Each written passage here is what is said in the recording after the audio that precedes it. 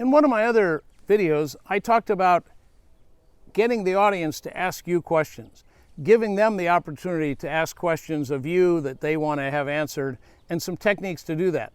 What I want to talk about in this video is dealing with how do you ask the audience questions.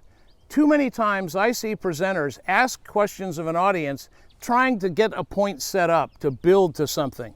And I find that's troublesome. I also find it troublesome when people ask questions of an entire audience, because quite often they'll actually get the audience to shut down. So let me explain those. The first one is, I find it very difficult when I find people fishing for answers. Somebody might say, what's the most important thing in communication? And I've done this exercise in classes, and I'll say, what's the most important thing in communication? Somebody raises their hand, they go, listening. And of course, they've all read listening is the most important thing in communicating with other people. And of course, what's my answer? Nope, that's wrong. And then I point to somebody else and they say, making sure things are clear. I go, nope, that's wrong. And then the third person I point to, and just before they're even able to say an answer, I go, wrong, even before they get to speak. Because my answer was one of those ridiculous words speakers come up with. It drives me crazy when presenters make up a word that no one in the room would have gotten.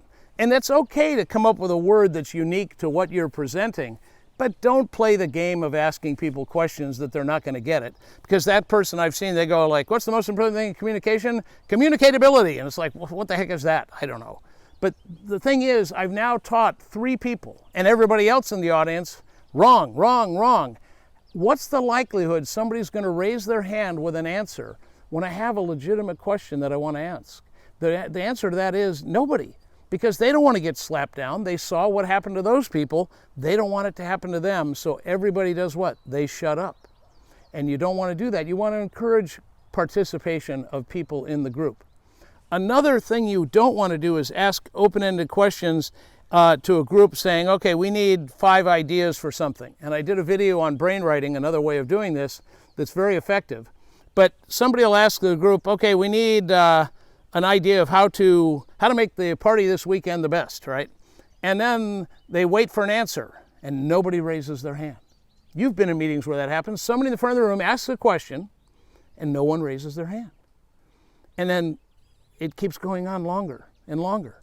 And it starts getting awkward. There's that moment where it goes from, okay, this is okay, to, oh, this has got to be embarrassing for the speaker that nobody's raising their hand.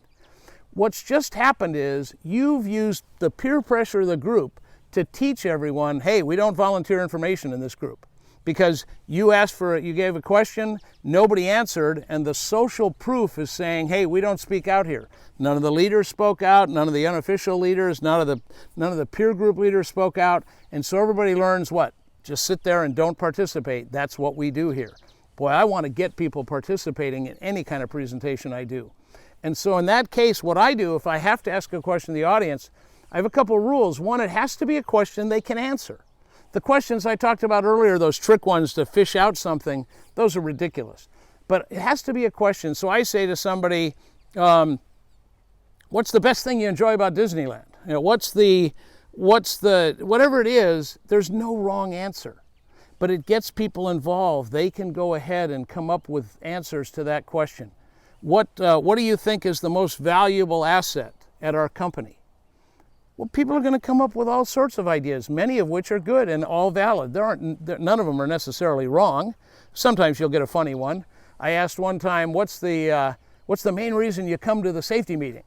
And one guy said, the donuts. And I said, great, well, you've already had the donuts, so I guess you can go now. And that was great. Everybody got a laugh and we moved on.